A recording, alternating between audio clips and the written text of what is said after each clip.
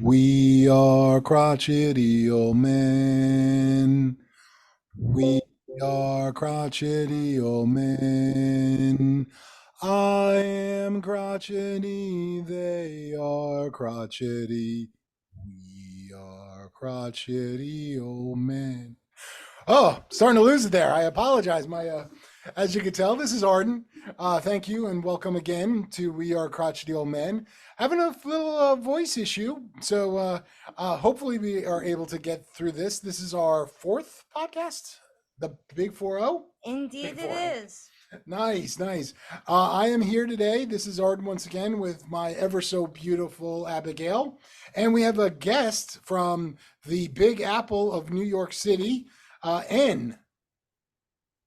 Hi, everyone. Nice to see you all. Nice. So, this is a podcast. This is for you, about you, and hopefully with you. Well, we would actually love to talk about what makes you angry. Angry. What makes you crotchety? What irks? What makes you pissed off? Well, that's what we want to know. And we are always welcome to actually share our thoughts with you, but you can always share them with us. And if we actually like what we hear, we actually might invite you on. I actually invited N on the other day. So he's joining us, and hopefully we have some others join us soon. Abigail, did we have any emails? In fact, we do. And we're very excited because 3 people submitted emails to us. And is it okay if I go ahead and review those? I'm in shock that we have 3 people actually listen to our podcast, much less actually reply to us. So, yeah, go ahead. Okay, so Jen from Ashland, North Carolina, writes, "Who are the old men? Who are we? Why is the show called We Are Crotchety Old Men, but there's only one Arden and Abigail?" That's an excellent question, Jen. I essentially got thrown into this because originally Arden had his 2 best buddies planned to be on the show, but they backed out. So I was the designated hitter, and now I'm on the show. And you're hitting home runs like a designated hitter. And you've also asked what can women be on the show? Of course they can. And, we welcome everyone, women, people, themselves, you name it. Would we like Martians? Probably. I would love to interview a Martian. I think so. Okay, I do believe in aliens, so. Well, there's apparently life on other planets was discovered recently. Yeah, yes. Yeah, so that's going to come up in another podcast down the line. We might have to invite you back. What else do we got going on in the emails? Okay, another one's titled, "This Show is Bizarre." And Okay. again, I have to agree with you. Yes. This is William from Virginia. He writes, "This show is bizarre, but are there any topics that are off limits to it?" I'm going to pass this one off to Arden. The answer is yes and no. So if we have you on, I myself will do my best to be as neutral as possible in all comments. But our guests are allowed to actually say whatever they want. They have complete carte blanche. I think that's how to use carte blanche in a sentence. Sorry, the high school education really paid off there. Much less college. All I did was drink there. But sorry, Mom. We actually, what we'll get on the actual podcast itself and what we ever publish will at least be liked by, I don't know, 50%, 60%. I mean, if you go off the rails on some topic that's just absolutely disgusting or horrendous, no. But if you want to, if it's something simple, like you don't like milk or something, yeah, of course, anything you want, but we'll try to maintain our composure. Sorry, that was a long-winded answer. I think that was an excellent answer because it's an important question. So it looks like we had a third email where the subject line just says rats. And Pete from Owings Mills, Maryland writes, "I loved Abigail's story of her professor killing rats. That was done last week. He goes on to say, I owned a snake and the pet shop owner told me to do the same thing as rats because they are smart and could kill the snake first. And he indicates that he did it and it was not easy. And he says, keep the show, keep it up. Well, Right. we'll be happy to. And as far as the rats go, I was a little concerned PETA might reach out to us, but fortunately that did not happen. And I graduated from college many, many years ago, so they can't press charges against me. Now, I don't know anything. Now, first of all, I did not know rats can kill a snake. I've never heard of that. Did you ever hear of that? No. And here, now, my dumb question is, who is Ricky Tikki Tavi or Tuvi? Is he like a rat killer or like a rat, or was he? I mean, a snake killer or a mongoose? I'm not really sure, I but don't know. I mean, And do you have any idea? if What rats can kill snakes? They can. Okay. Now, do you know who Ricky Tikki Tavi is? Why is that name in my head and I have no idea? I'm gonna have to look it up. Maybe he's a mongoose. Is there a mongoose story? Anyway, so, and you're from New York. You got rats there, right? There are a lot of rats here. There are about at least 100 million rats in New York City. 100 million rats. Now, what's your experience with them? Like, do you see them all the time? Are they like in garbage bags? Like I mean, I'm from originally North Jersey, but down here in Virginia, I haven't seen a rat in probably 10 years. Well, the rats, there's actually books written on rats. There's actually a book called Rats where someone studies rats. They studies what kind of food they like, what their patterns. Rats you see sometimes on the subway, on the subway tracks. They're also in areas where there's heavy construction because their dwellings are disturbed when there's construction underground, or there's construction of buildings or apartments. So they're everywhere. They're underneath the ground. They're different levels. They're different like classes of rats. Some underneath the ground, some above ground. Oh, It's a big city. There's a lot of garbage, unfortunately. So they've been here for a while. okay, okay. and how do you handle that? Well, what do you mean you? You mean the city itself or me as an individual? You as an individual. Yeah, and you as an individual, how do you cope with seeing rats all the time? Well, I don't see them all the time, but when I see them, I try to get out of their way. You just try to move fast. You try to move away from them and not get too close to them. It gets a little scary when they actually come onto the subway cars. That hasn't happened too much, but you just try to move away from them. Just keep away from them, and you can notify 311, which is a public service phone center. For example, we were at a concert in a park, and at night they started coming out of a hole in the ground, and they were everywhere, and they were emboldened. They were not afraid of us. They were moving around, and it was time to leave the park. I notified the 311 center, and about a year later, they told me that they took care of the problem. One of the challenges is they don't want to poison the rats because they're afraid that other animals will eat the poison. So they use dry ice to try to kill the rats in the rat holes. Got it. And have you ever just grabbed one and slammed its head on a table like Abigail does? Because she'll go out there. Well, I'm kind of confused how she did that. That was pretty interesting. These rats are pretty fast and they move quickly, and their spines are retractable, so they can slip in and out of tight areas. So I'm not sure how she did that, but that's pretty impressive. No, I try to keep away because I don't want to get rabies. And keep away from the rats. Yeah, I mean, we don't have too many snakes in New York City. I guess the climate in the winter would make it difficult. We do have cats. I've seen cats kill rats. Yes, cats kill rats. We knew that. Yeah, so it's a complicated problem. Part of the problem is there's garbage on the street. The restaurants leave garbage on the street, and there's no system to put the garbage in containers at night after the business is closed, so the rats can eat through the garbage bags.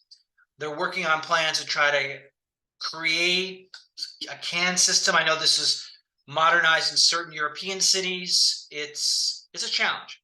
It's a challenge. Okay. I mean, Again, I don't think I could tolerate that type of environment, but it is what it is.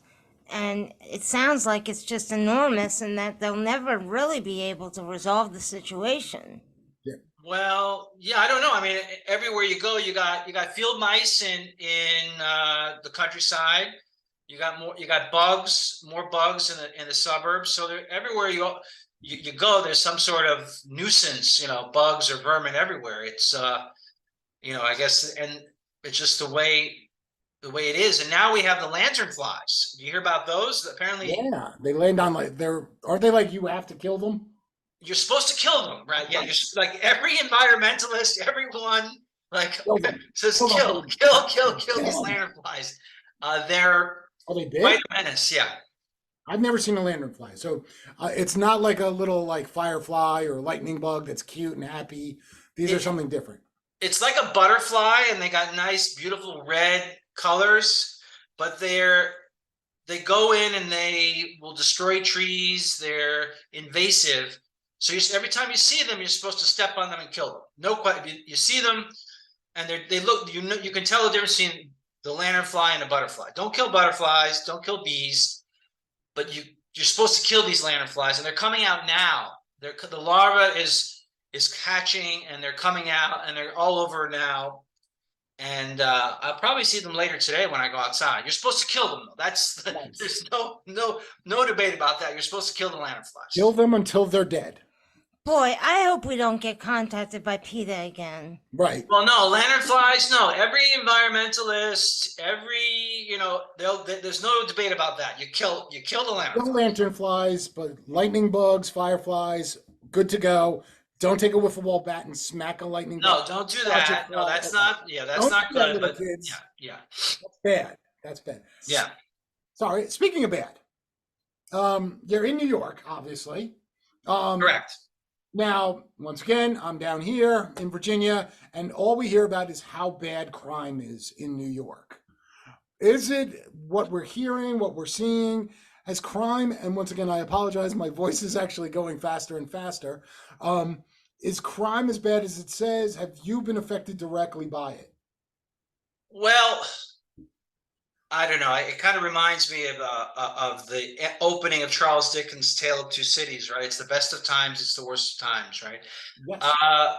Certain neighborhoods have higher crime rates.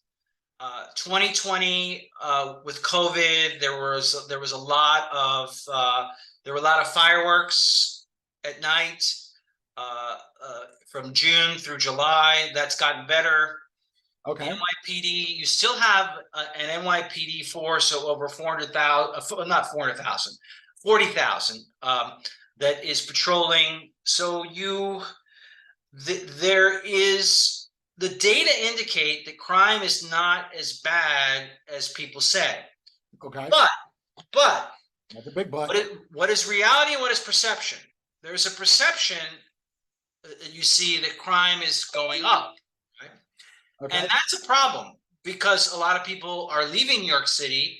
You have hundreds of thousands of people leaving New York City every year because of that perception and other things. And that's a problem because you want to keep people in the city, and perception in many ways is reality. So that is a challenge.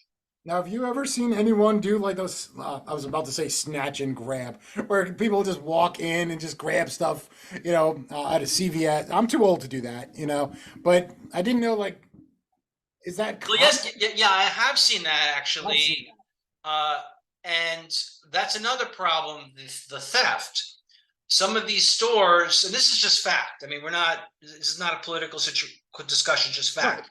Some of these stores, they're losing $1,000 to $5,000 a day on people walking out of the store with products. CVS, Walgreens, you see that at the Target, these other stores, and that creates a challenge because some of the stores are closing.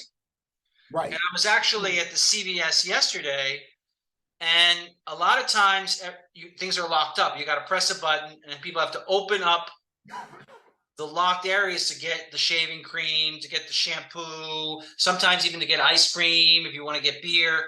So the part of the store is becoming locked up, which creates I guess it's annoying because you have to wait for people to come around and unlock the area to get so you can get the product. So that kind of theft is a challenge for the city, and it adds to that perception. And and people want to, you see people leaving the city, which is not good for the city. Right. Yeah. So, do you have plans to leave the city at all? Well, I'm currently working, and you have to see. A lot of people move to Florida. When they get older, they move to Florida. They don't have to deal with the winter. So that's a plan. I guess a mid to long-term plan to think about maybe going to a warmer place. Admittedly, when you're in your 60s or 70s, it's harder to navigate icy streets. You get older. I mean, this is a crotchety old man theme here, right? When you get older, it becomes harder to skate around without ice skates on. So that's one of the reasons why people move into warmer climes. Nice. Well, speaking of snow, another crime that we had the whole cocaine in the White House going on. And once again, my personality, and I do apologize once again for my voice. So I'm seeing crime.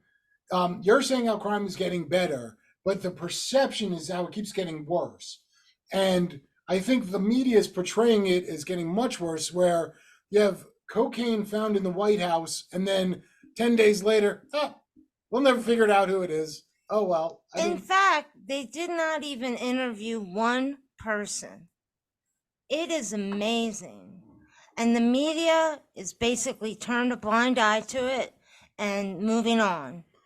And with it, what if it wasn't just cocaine? What if it was cocaine laced with fentanyl, where a Secret Service person could have touched it and boom, they die? Or what if it was anthrax? Would they have actually done that? Would they have actually said, it's over. Don't worry about it. Go home, enjoy, have some soup. Absolutely not. They would investigate it to all ends. We would have more congressional hearings about it. But let's go back. Well, okay. Wow, finally there's a crotchety old woman next. Well, if Mr. N could jump in for a second, I think, first of all, I think we want to make sure, you may disagree, but I think we want to make sure that the executive branch is safe. We have every right under our Constitution as Americans to vote out people we don't like. But, I think we may want to wish them health, and maybe health while they're working, and also health if the congressional or constitutional process permits voters to make a decision about whether they've done a good job.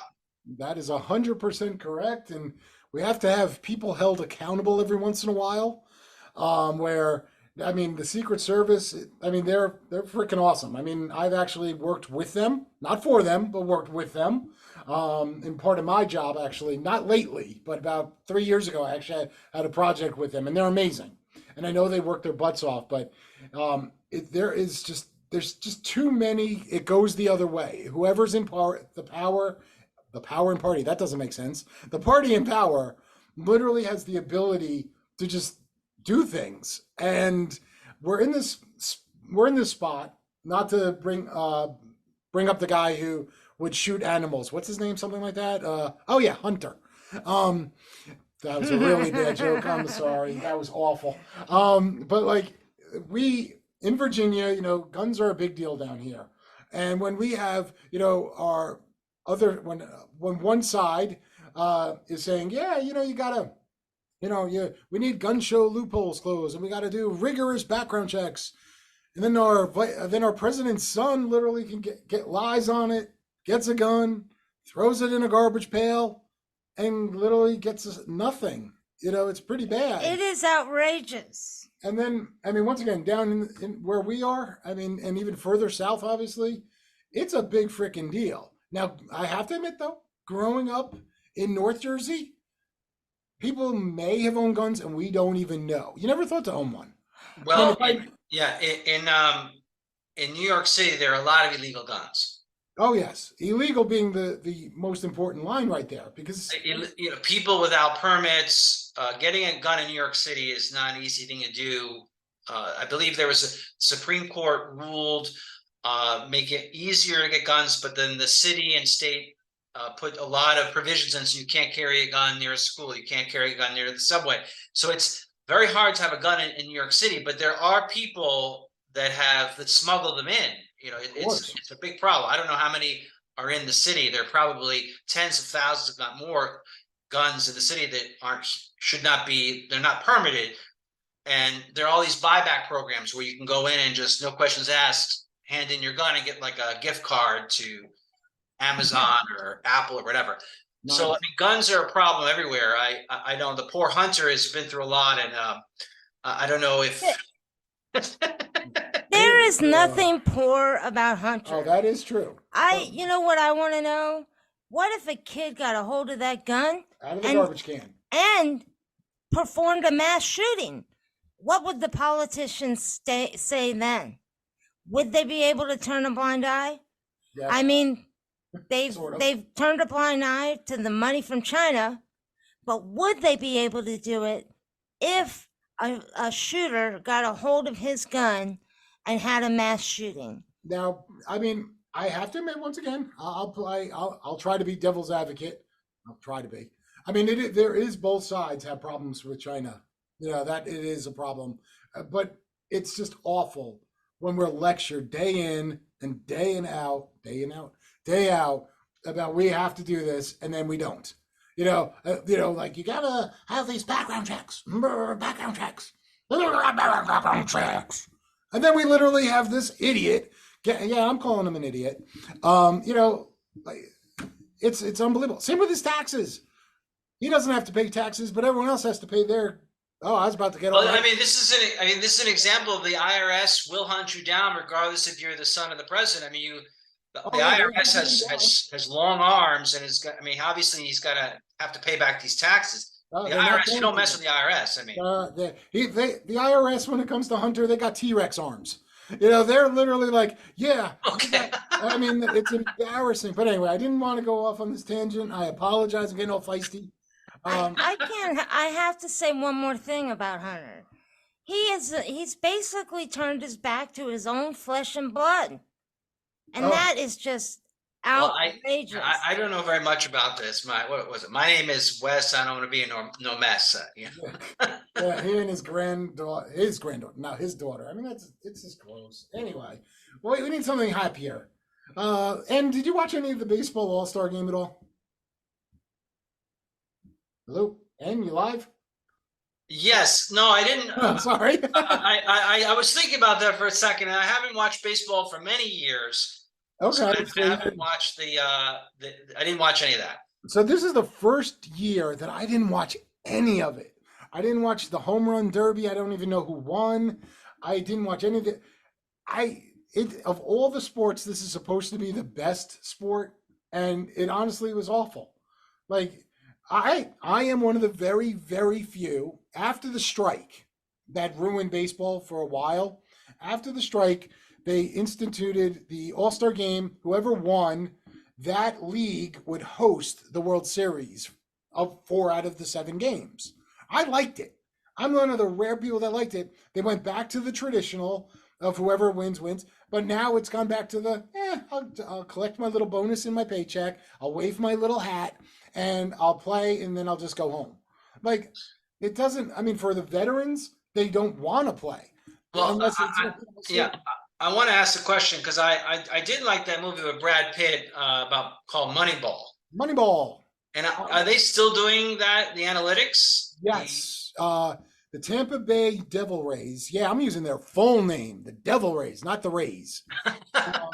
They actually do it better than anyone else.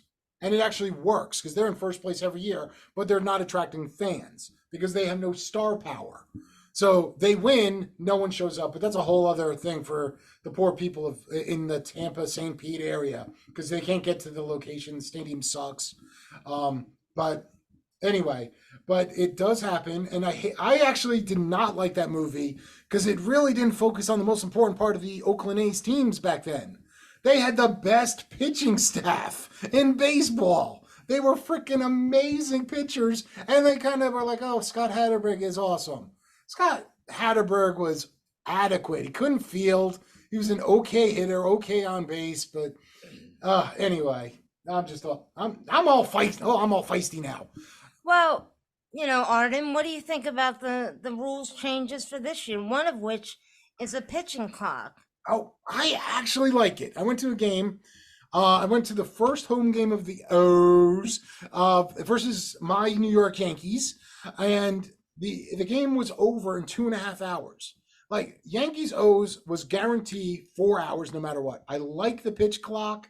I hate the extra innings where they start a guy on second base as a ghost runner. That is so lame in every sense.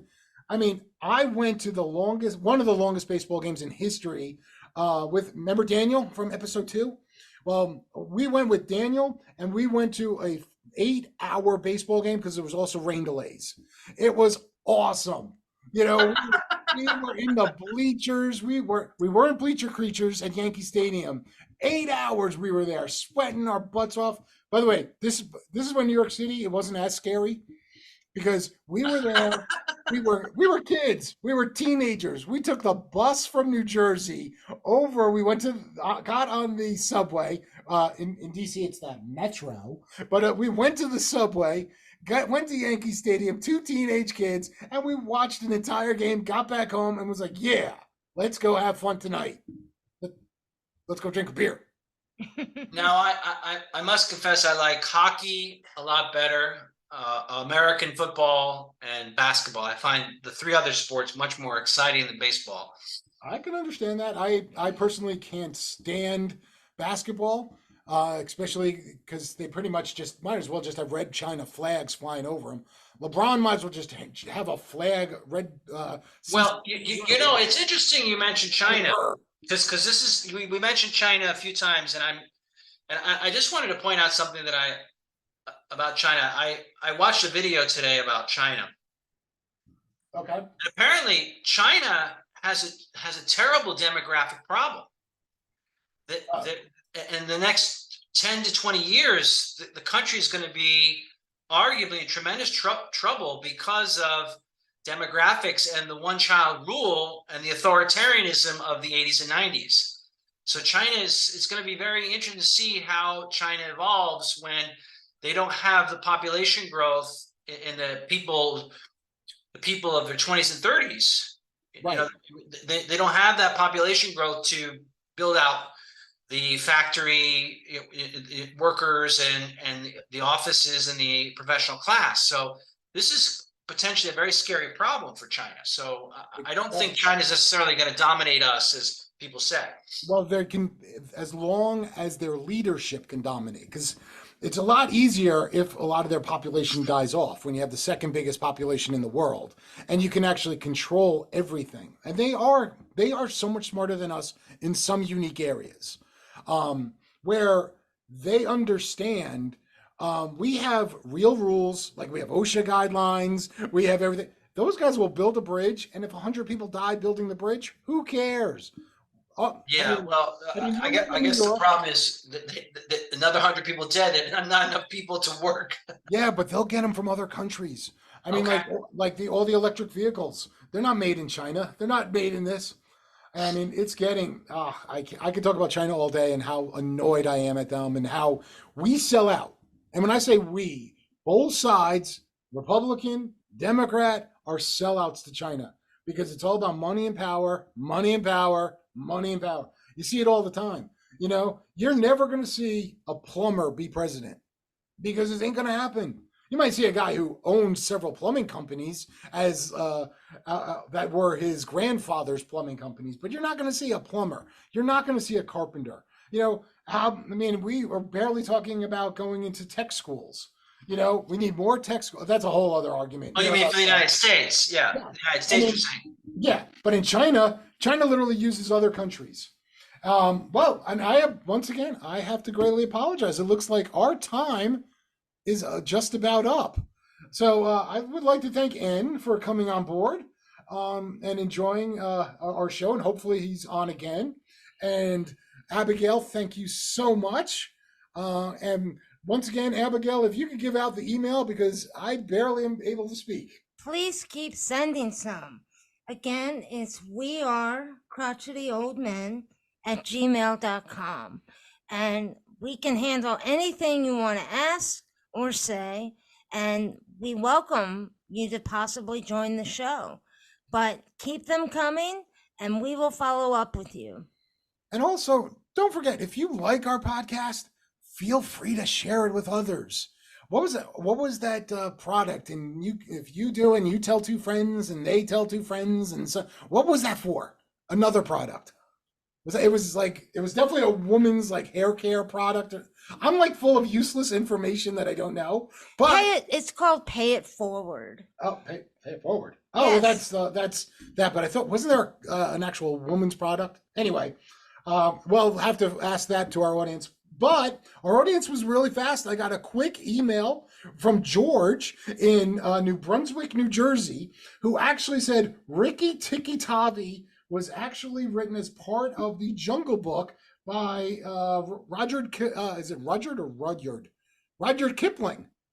There you go, about a mongoose. Interesting. Look at that. It was a short story.